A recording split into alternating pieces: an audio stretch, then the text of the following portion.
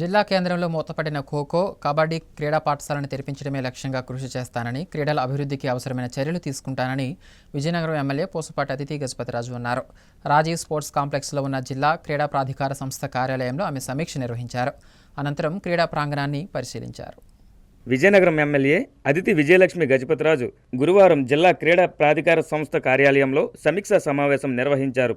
జిల్లా కేంద్రంలో ఉన్న రాజీవ్ క్రీడా మైదానం, Vizzy stadium, indoor stadium, aqua కాంప్లెక్స్ల నిర్వహణ, శిక్షణ పొందుతున్న క్రీడాకారుల వివరాలు తెలుసుకున్నారు. అలాగే శిక్షకులు, మౌలిక వసతుల కొరతపై ఆరా తీశారు. విద్యల నగరం విజయనగరానికి క్రీడా నగరం అన్న మరో పేరు కూడా ఉందని, విజయనగరం నియోజకవర్గంలో క్రీడల అభివృద్ధికి సమిష్టి కృషి చేయాలని శిక్షకులకు దిశానిర్దేశం చేశారు. సమీక్ష అనంతరం మీడియాతో మాట్లాడారు. అనధికార వ్యక్తుల చేతుల్లో ఇండోర్ స్టేడియం ఉన్నట్లు తెలిసిందని, సమాచారం వచ్చాక చర్యలు తీసుకుంటామన్నారు. క్రీడా పాఠశాల తీసుకురావాలన్నదే తమ లక్ష్యమని, అయితే సాధ్య అసాధ్యాలు పరిశీలించి ముందుకు అడుగులు వేస్తామన్నారు. క్రీడా మైదానాలు క్రీడలకు కాకుండా ఇతర కార్యక్రమాలకు, ముఖ్యంగా అసాంఘిక కార్యక్రమాలకు వినియోగించినట్లు తమ దృష్టికి వచ్చిందని, పోలీస్ శాఖ సహకారంతో వాటిని నియంత్రిస్తామని అదితి తెలిపారు. విజయనగరం నియోజకవర్గ ప్రజలకు ఉపయోగపడే అవకాశాలు వినియోగంలోకి తీసుకువస్తామన్నారు. జిల్లా క్రికెట్ సంఘాలు స్థానిక క్రీడాకారుల స్థానంలో ఇతర జిల్లాలకు చెందిన వారికి జిల్లా నుంచే అవకాశం ఇస్తున్నారన్న విషయమై విచారణ జరిపి చర్యలు తీసుకుంటామని ఎమ్మెల్యే పూసపాటి అదితి విజయలక్ష్మి గజపతిరాజు స్పష్టం చేశారు. అనంతరం వివిధ క్రీడల్లో పథకాలు సాధించిన క్రీడాకారులను ఆమె సత్కరించి అభినందించారు. ఈ కార్యక్రమంలో డిఎస్డిఓ వెంకటేశ్వరరావు, సిబ్బంది, కోచ్ పాల్గొన్నారు. మా విజయనగరం నియోజకవర్గ ప్రజలకి ఏదైనా ఉపయోగపడితే అది ఫుల్ యూస్లో నాకు తీసుకురావాలని నాకు ఉద్దేశం ఉంది.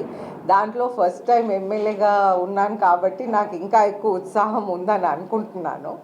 అయితే ఇవన్నీ యాజ్ ఫార్ యాజ్ పాసిబుల్ ప్రజలకి అన్ని ఉపయోగంలోకి తీసుకురావాలని నాకు ఉద్దేశం ఉంది. సో వీలైనంత వరకు నేను చేస్తాను. అలాగ అనధికారంగా ఉంటే మన డ్యూటీ ఏమో మనం ప్రజలకి అందించాలండి. అయితే అది నాణ్యమైన క్వాలిటీతో ఉన్నాయి, మనం ప్రజలకు అందించాలి. దానికి ఒక కాస్ట్ ఉంటుంది. ఆ కాస్ట్ ఎవరు భరిస్తారో అవన్నీ డీటెయిల్స్ మనం చూసుకోవాలి. కొంతవరకు మేబీ ఫీజులో సరిపోతుంది.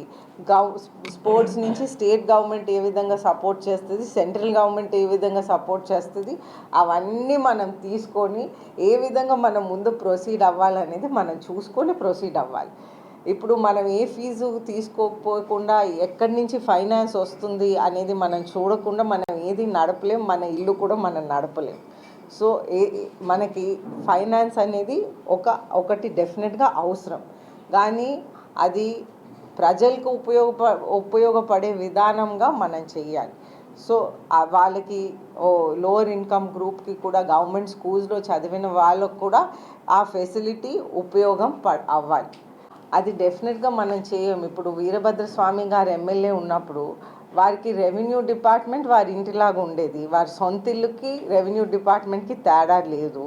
అలాగే అన్ని ఏరియాస్లో ఎక్కడైతే ఏదైనా ల్యాండ్ కనిపించిందో వారి సొంతం దాన్ని అనుకున్నారని అన్నట్లుగా ఉంది. ఇప్పుడు వ్యవహారం చూస్తుంటే అది గవర్నమెంట్ ల్యాండ్ అవ్వనియండి, అది ప్రైవేట్ ల్యాండ్ అవ్వనియండి, అది మాన్సాజ్ ల్యాండ్ అవ్వనియండి విజయనగరంలో.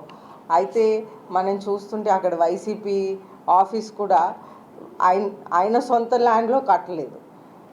సో అదైతే మనం చూసుకోవాలి. అన్ని విధాలుగా ఏదో ఒక విధంగా ఎన్క్రోచ్మెంట్స్, ఆక్యుపేషన్ చేయటానికి ప్రయత్నం చేశారు.